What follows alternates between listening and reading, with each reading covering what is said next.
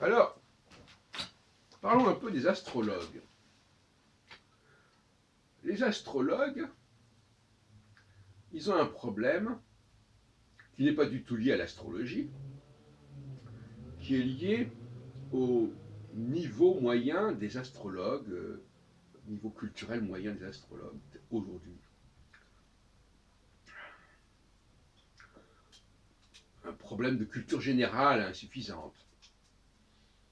Donc, nous vivons dans un milieu, aussi bien d'ailleurs les astrologues que les gens qui viennent les écouter d'ailleurs, en général, qui est sous-développé sur le plan culturel. Alors comment fait-on quand on est sous-développé sur le plan culturel? On essaie de masquer cela par des processus, par des procédés, par des expédients.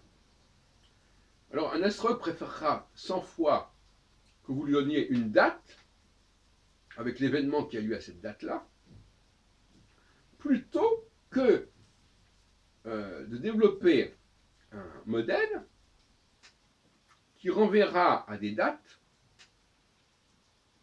qu'il ne connaît pas et que le public ne connaît pas.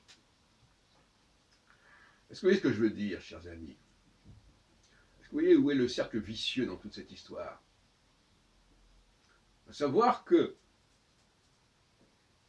on va tomber dans l'anecdotique de l'événement que l'on connaît, on va partir d'un élément qu'on connaît, en tout cas qui est décrit, et avec une ignorance totale de ce qui s'est passé dans l'histoire autrefois, sinon par quelques souvenirs scolaires extrêmement épars et qui ne constituent absolument pas une continuité.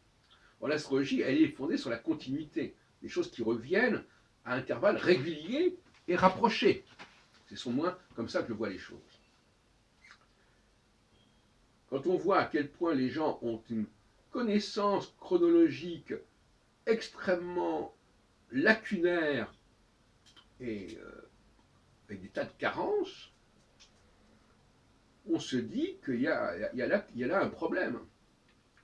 Les gens n'ont pas la compétence. Alors là, on est vraiment dans le principe de Péter de l'incompétence. Très rapidement, l'astrologue confronté à l'étude du tissu politique historique, il est complètement dépassé. Il est complètement dépassé, c'est-à-dire qu'il n'a aucun repère, il connaît très peu de dates, et il n'est certainement pas capable de se souvenir d'une succession, même sur une décennie, de ce qui s'est passé dans le domaine politique, social, économique, etc. Bon. Donc il va cacher cette ignorance qui est insupportable, puisque voilà quelqu'un qui travaille sur la chronologie et qui ne maîtrise pas le matériau, le corpus chronologique. Donc il y a un souci. Et donc, non seulement il ne le maîtrise pas, mais il n'est même pas vraiment en mesure de le chercher. Et par conséquent, il va faire des démonstrations à partir de quelques dates que tout le monde connaît et qui, d'une certaine manière, ne veulent rien dire astrologiquement, parce que l'astrologie, comme je le dis, elle est là pour étudier les causes et non pas les effets. Et les causes, on peut les prévoir dans leur globalité. Les effets sont liés à des tas de facteurs dont un très grand nombre ne relève pas de l'astrologie, à moins qu'on veuille tout expliquer par l'astrologie. C'est d'ailleurs une question, j'en parlais tout à l'heure, il est bon de vouloir expliquer les choses, mais il ne faut pas faire ça n'importe comment non plus. Mais c'est vrai que l'astrologie est un mode d'explication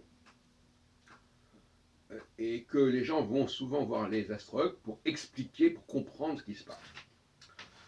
Mais malheureusement, l'astrologie telle qu'elle existe n'est pas à la hauteur de cette fonction, encore que dans la pratique, les gens sont contents qu'on leur donne des explications, même si ce sont des explications qui ne sont pas valables, c'est toujours mieux que rien.